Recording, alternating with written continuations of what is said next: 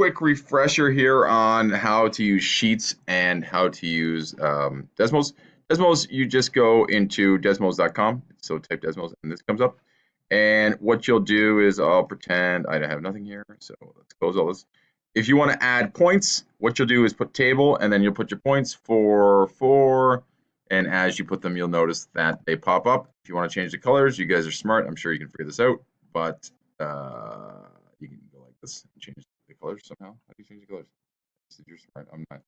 Hold it down. I don't know. Oh, there we go. And it looks like that. And then over here, hold on, let me expand my window here. My recording window, because you can't see what I'm looking at here. I don't know if I expanded it, but I moved it. That's not good. I don't know if I can expand it at this point.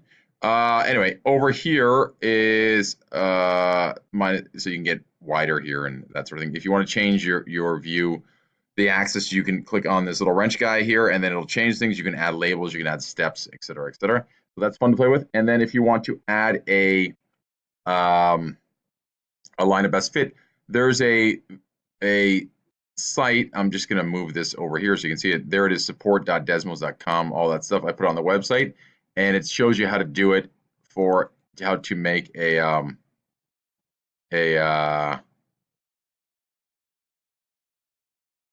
hold on a second. Line of best fit. So over here, you go back here and you hit plus. Oh, no, you don't. What happened there? Oh, that was neat. I've never seen that before. That's zoomed properly. So that was neat. And then what you do is you put an expression here and you can type in y equals mx plus b. And you can add sliders. And what you can do here is you can move these guys around back and forth until you get a line of best fit. The line of best fit, you just want them. I'm not too crazy about line of best fits. I mean, I enjoy them, but I don't think you need to spend too much time on them. You don't need to go through a certain amount of points in the world of hardcore stats. You're going to minimize the distance between the line and the point. So that's kind of your goal. But it doesn't always work out the best. So do your best with that.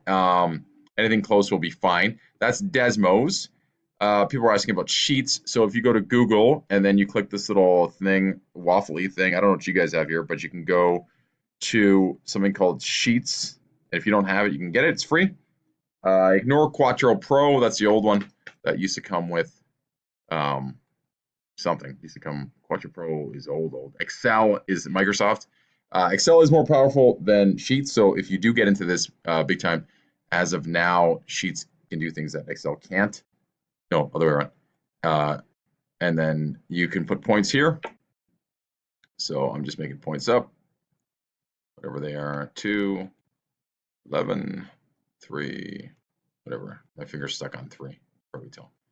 And this is neat. You just go like this and you say, can you make me a,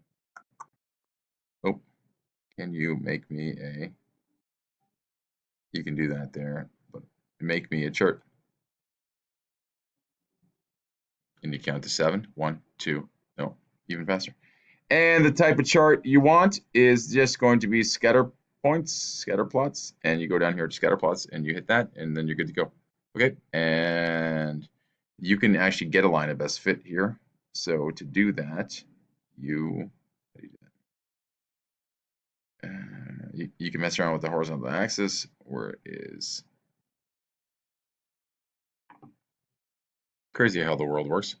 So this is all changed since the last time I looked at it. So you go to so let's go here. Okay, so you go here and you say please edit. So you click on this here and that'll pop up chart editor.